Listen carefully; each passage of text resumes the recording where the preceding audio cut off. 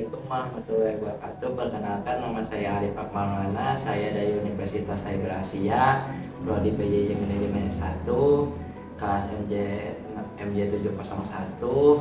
Di sini saya akan menyampaikan materi tentang penerapan manajemen kinerja dan kompensasi dalam perusahaan jasa pendidikan. Baik, di sini saya akan menjelaskan materi pertama tentang latar belakang.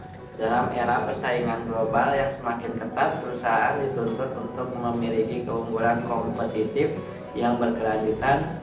Salah satu faktor kunci yang menentukan keberhasilan perusahaan adalah kualitas sumber daya manusia. Karyawan tidak hanya dipandang sebagai faktor produksi, tetapi juga sebagai aset strategis yang berkontribusi langsung terhadap pencapaian visi dan misi organisasi. Manajemen kinerja berperan dalam memastikan bahwa setiap karyawan bekerja sesuai dengan standar yang telah ditetapkan. Sementara, sistem kompensasi berfungsi sebagai bentuk penghargaan atas kontribusi yang diberikan. Permasalahan tersebut berdampak pada menurunnya motivasi kerja, meningkatnya tingkat absensi, serta tingginya turnover karyawan. Pembahasan selanjutnya saya akan membahas tentang fokus permasalahan. Di sini ada dua komponen fokus permasalahan. Yang pertama, bagaimana penerapan standar kinerja dalam organisasi. Yang kedua, bagaimana sistem pemberian kompensasi dikaitkan dengan pencapaian kinerja karyawan. Baik, materi pembahasan selanjutnya saya akan membahas tentang data empiris. Di sini terdapat tabel data empiris yang di dalamnya terdapat 4 komponen. Yang pertama, indikatornya output atau penempatan kerja, targetnya 81 siswa, realisasinya 60, keterangannya tidak tercapai. Yang kedua, indikatornya tingkat kehadiran, targetnya 98%, realisasinya 92%, keterangannya tidak tercapai. Yang ketiga, indikatornya dropout, targetnya lebih kecil dari 5%, realisasinya 15%, keterangannya tidak tercapai. Yang keempat, indikatornya kepuasan mahasiswa, targetnya 95%, realisasinya 88%, keterangannya rendah. Selanjutnya yaitu studi kasus. Standar kinerja merupakan tolak ukur yang digunakan untuk menilai tingkat pencapaian kerja karyawan. Standar ini biasanya dituangkan dalam bentuk Key Performance Indicator yang disebut KPI yang disesuaikan dengan tujuan organisasi. Dalam studi kasus ini, perusahaan yang dikaji adalah Lembaga Pendidikan dan Pelembagaan Profesi Indonesia Cabang Purwakarta yang disebut LPDI College Purwakarta, sebuah perusahaan jasa yang bergerak di bidang jasa pendidikan. LPDI College Purwakarta telah menetapkan standar kinerja berupa target pencapaian penerimaan mahasiswa baru, tingkat kualitas produk, dan disiplin kerja. Namun penerapan standar tersebut belum sepenuhnya diikuti dengan sistem kompensasi yang berbasis kinerja.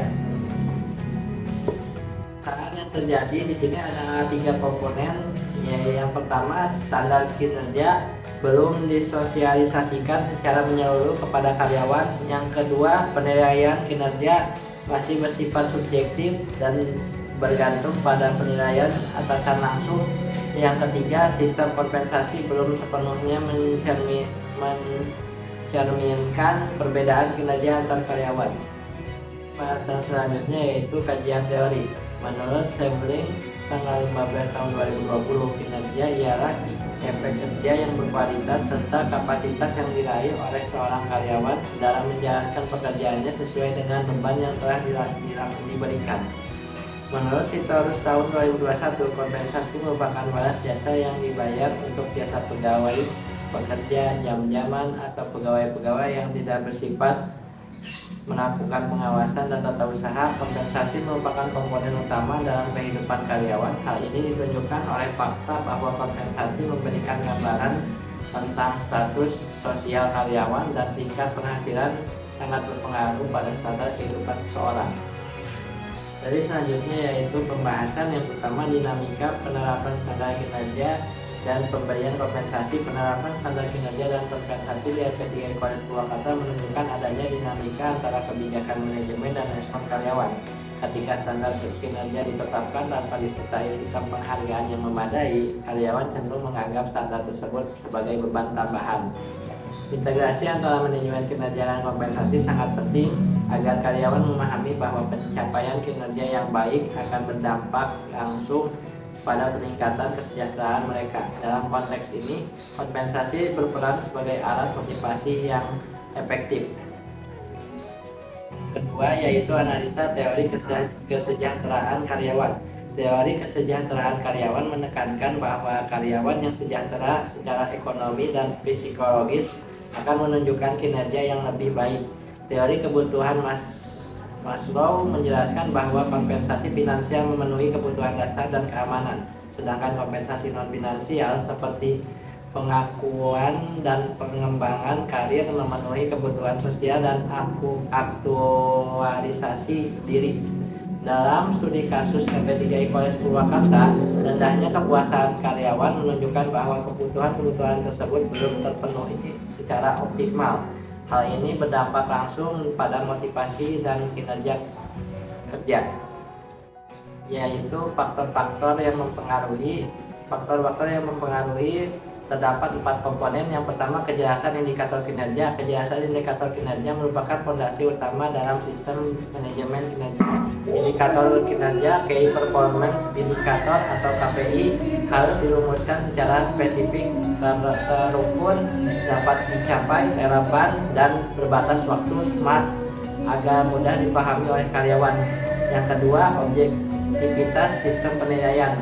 Objektivitas sistem penilaian kinerja sangat menentukan kepercayaan karyawan terhadap hasil evaluasi. Sistem penilaian dikatakan objektif apabila didasarkan pada data, fakta, dan hasil kerja nyata, bukan pada penilaian subjektif, kedekatan personal, atau preferensi atasan. Yang ketiga, keadilan dan transparansi kompensasi. Keadilan dan transparansi dalam pemberian kompensasi berperan penting dalam menciptakan motivasi dan loyalitas karyawan. Yang keempat, komunikasi dan manajemen dan karyawan. Komunikasi yang efektif antara manajemen dan karyawan menjadi penghubung antara standar kinerja dan sistem kompensasi. Saya akan memaparkan materi tentang kesimpulan. Berdasarkan pembahasan yang telah dilakukan, dapat disimpulkan bahwa penerapan standar kinerja dan pemberian kompensasi yang tidak terintegrasi dapat menimbulkan berbagai permasalahan dalam organisasi. Studi kasus LP3 Equals Purwakarta menunjukkan bahwa ketidakjelasan standar kinerja dan sistem kompensasi yang belum berbasis kinerja berdampak pada rendahnya motivasi dan kepuasan karyawan. Pemaparan materi saya kali ini, semoga materi saya yang dibawakan bermanfaat bagi kita semua. Wabillahi taufiq wal hidayah. Wassalamualaikum warahmatullahi wabarakatuh.